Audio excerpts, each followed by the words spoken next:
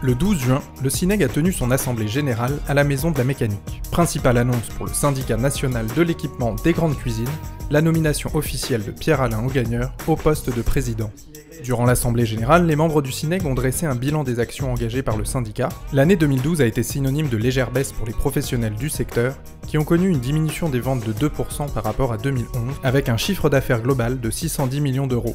Les constructeurs du SINEG en réalisent près de 80%, soit plus de 470 millions d'euros. Le marché sur 2012 a connu une baisse, donc on n'est pas exclu de la réalité économique en général. Et les adhérents essaient de travailler de telle sorte à compenser par l'innovation, par l'accès à de nouveaux marchés, les difficultés qui sont rencontrées d'un point de vue macroéconomique.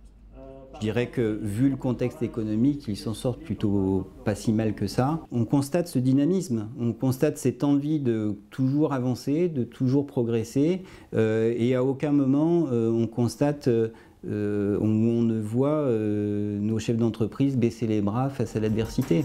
Nouveau mandat, nouveau défi, le président a mis l'accent sur sa volonté de dialogue entre tous les acteurs de la filière de la cuisine professionnelle. Et pour preuve, l'Assemblée générale a été immédiatement suivie d'une table ronde réunissant des représentants de bureaux d'études, des distributeurs et des installateurs. Je dirais que la démarche d'aujourd'hui, encore une fois, au travers de cette table ronde, est la continuité d'un process qui existe de dialogue et que je souhaite renforcer dans les mois qui viennent. Il faut simplement qu'on apprenne à mieux se respecter, à mieux se connaître, et surtout à mettre en avant des sujets sur lesquels on est en mesure de travailler ensemble plutôt que des approches de querelles, en particulier dans le domaine technique, dans le domaine des traitements de déchets, dans le domaine du retour d'expérience sur l'utilisation des produits.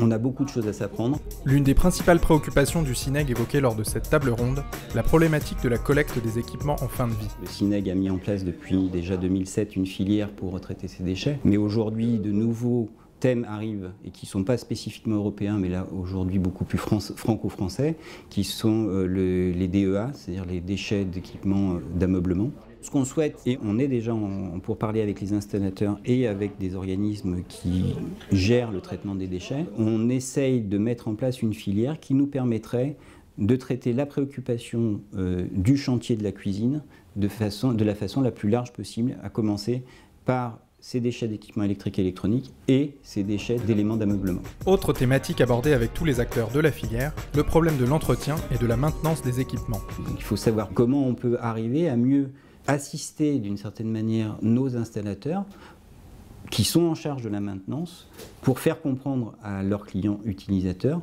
qu'ils doivent régulièrement faire entretenir leur matériel. Il existe des éléments réglementaires par rapport à ça. Ils sont peut-être pas suffisamment contraignants, mais je crois qu'il y a aussi de la pédagogie à faire de ce point de vue-là.